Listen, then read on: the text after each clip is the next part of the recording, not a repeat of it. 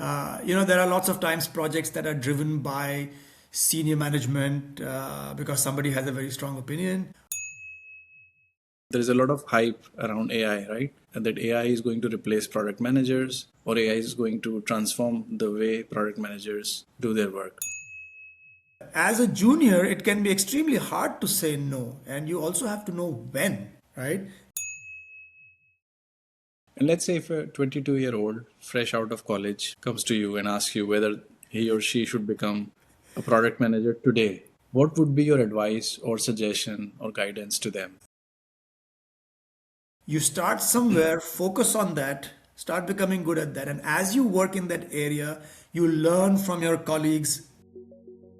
Welcome everyone. Today I have Kapil on the show. Kapil is a seasoned product leader. He has more than 20 years of industry experience with more than 10 years in product management and leadership. He has built products, led product teams, and scaled them. Today, me and Kapil are going to have a conversation which is going to be super helpful for early career product managers. So, welcome, Kapil. Hey Anukul, thanks so much for having me here. And I really hope that I can share some experiences from my career that will be useful. Absolutely. We are super excited to have you here. So let's dive right into the content. I'll start asking some interesting questions and I'm looking forward to some interesting answers. So, Kapil, what is something you love about being a product manager? If I had to say one thing, I would say it is the capacity to have a direct impact on things that you're doing. An impact for your customers and also an impact for the outcomes of your company. And interestingly, those two are very, very closely related because if you focus on the customers and keep them in the center of things, then automatically the results for the company will follow. Right. And on the other hand, what part of the job do you dislike the most? Well, I think this is something that probably most people dislike, but is unfortunately the reality of the life of a PM. There are lots of times projects that are driven by senior management because somebody has a very strong opinion, or it could just be simply tech stack migrations or product upgrades, those kind of things. But this is just the reality of our life. And for me, what I focus on is ensuring that whatever project I have is successful. And that's what matters. Sometimes it's my idea, sometimes it's not. And, that's all right. Yeah, indeed. And you have had a long career in product. Was there a moment in your career where you actually questioned that you wanted to stay in product management? I mean, we all have had a moment like this, right, in our career where we question that we belong here or not. So just curious to know if there was a moment that you also had. Well, yeah. So, there was a specific occasion actually when some senior stakeholders were asking me to execute on some ideas. And as I just stated earlier, that, in principle, that is absolutely fine. But what I realized was that what we were trying to do was completely against the interest of customers. And, the only focus was generating revenue and then revenue at any cost. And that was something that made me really uncomfortable. And probably that was the only time when I felt that I was quite not in the right place. But yeah, those are just very, very rare occasions. So I'm quite happy now that I have still continued being a PM. Okay, let's move on to a very interesting topic, artificial intelligence. There is a lot of hype around AI, right? And that AI is going to replace product managers or AI is going to transform the way product managers do their work. What do you think is going to change for product managers with AI tools? And have you started incorporating AI in your day-to-day product work? So, well, first of all, I don't think I can predict the future. So I don't know what's going to happen in the next year, 5 years, or 10 years. But what I can definitely tell you about is how I have been able to use AI in my daily life. Yeah, and it's a fantastic tool that really augments the capacity of a product manager.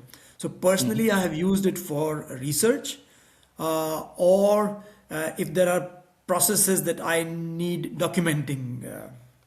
So these are processes that I'm very well versed with, but I need to document them in a formal way so I can share it with the wider audience. And it's just easy to ask AI for help, so you get a nice formalized document for that. Now, specifically for research, that I find extremely useful because it really saves you a lot of time that you would otherwise spend in sifting through a lot of raw data, a lot of different websites, and and that for me personally has been a game changer. Though I think I must warn you that you have to be very, very alert about inaccuracies or the mistakes that can be there. And so you have to be able to cross check. And that ability can only be there if you know what you're looking for or if you are a little knowledgeable about the topic. If you are a complete novice on a subject and you're trying to use the tool and use it to present to people, then I think there are significant risks in that. So you have to be careful how you use that and cross check the results. Yeah, to be critical of the output that AI is producing. Absolutely. You have worked with a lot of product interns. You have also had direct reports as product managers. I would like to know what is one thing that these early career product managers overinvest in, and what is one thing that they generally underestimate. So I think if you look at where people underinvest, I think the one thing is relationship building. As a product manager, you have a lot of influencing to do and you have to exert a lot of soft leadership. And in today's world, we have really complex organizations, so people will only do things for you if you have invested time in building relationships with them. You're always competing for limited resources. And for me, the key for success has always been those relationships, be it for getting things done, but also for finding information within the company, aligning people for common projects, etc. So that is something that is really key for success. In terms of over investing, I have seen a lot of people paying a lot of attention to frameworks and theoretical trainings and things like that. So, which in itself is fine actually. I mean, if you are very new to the field, then I think there is definitely a lot of knowledge that you can obtain from these trainings and frameworks. But in practice, you only apply these principles very loosely. And you have to have a very pragmatic approach to apply those frameworks and principles to your specific situation in your company, in your team. And so you have to be, a little flexible about how you apply them. And if you are rigid about it, that's what the framework says, and so this is the right way to do it, then I think that can be a pitfall for people. And on the same topic of early career product managers, what is a big mistake that you see them repeatedly making, apart from, for example, relying on frameworks? What else? I would say it's not just for juniors actually, but a lot of people in general. I see that they will throw things over the fence and expect the other party to, just do the job because, it's their job to do and it's not my job. And I think that I have seen often as a reason for failure of projects or miscommunication. Because, as a PM's job, you are supposed to focus on the success of your initiative. Yeah. And you really need to take full end-to-end responsibility. And in that context, you have to make your expectations clear to people and double check if they've understood and if they will deliver what you're asking them to deliver. And it's only over time that people also start to take that ownership. And once that happens, then you can step back. But you have to, in a way, enforce your working style of somebody who takes ownership and checks if things are going on track or not. Yeah. And let's say if a 22-year-old fresh out of college comes to you and asks you whether he or she should become a product manager today, what would be your advice or suggestion or guidance to them? You know, for me, I would always say a product manager is a master of, a jack of all trades and a master of no. Master of no. And as a junior, it can be extremely hard to say no. And you also have to know when, right? You don't have the authority, you don't have the experience, and that can be hard. But that only comes with experience. So there is no shortcut to that. Uh, the second part about being a jack of all trades, uh, and therein, lies the dilemma. But you have to first yourself start off with a trade.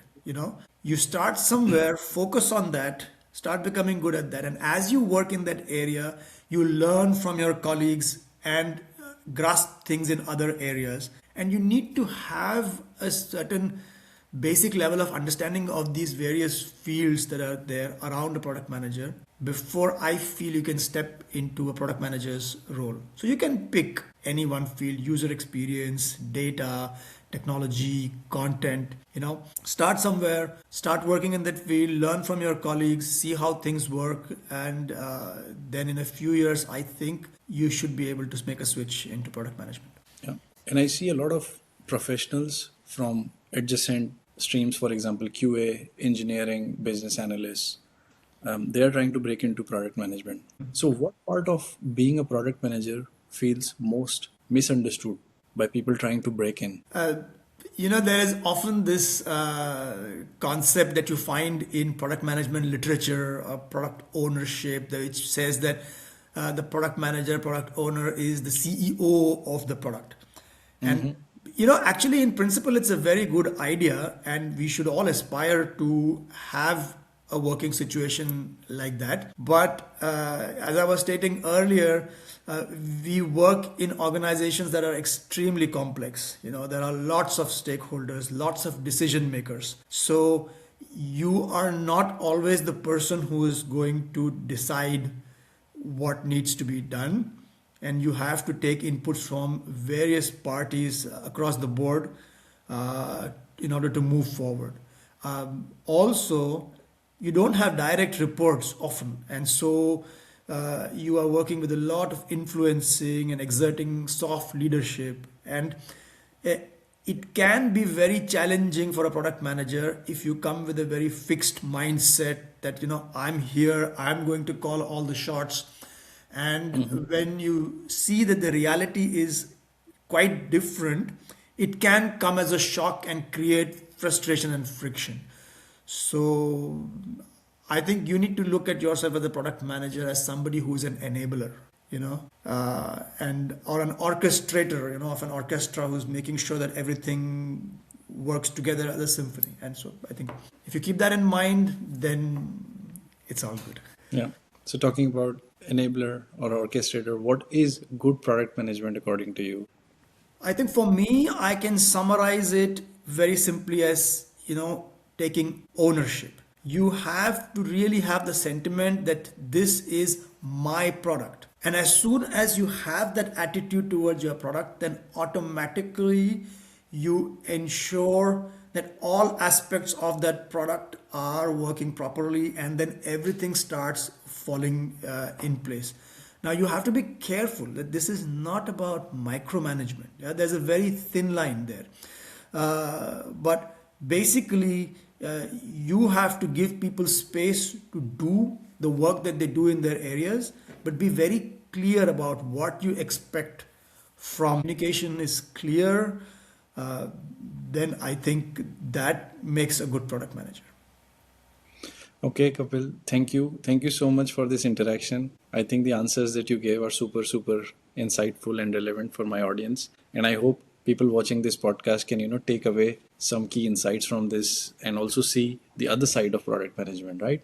The product management that is actually being done in corporate, in startups, in scale-ups, and how does it actually look like apart from the books and the theory part of it. Yeah, So, Anukul, thanks so much for having me here. I'm really glad to be here, and I sincerely hope that my experiences can help your audience. Thanks so much. absolutely, absolutely. Thank you so much.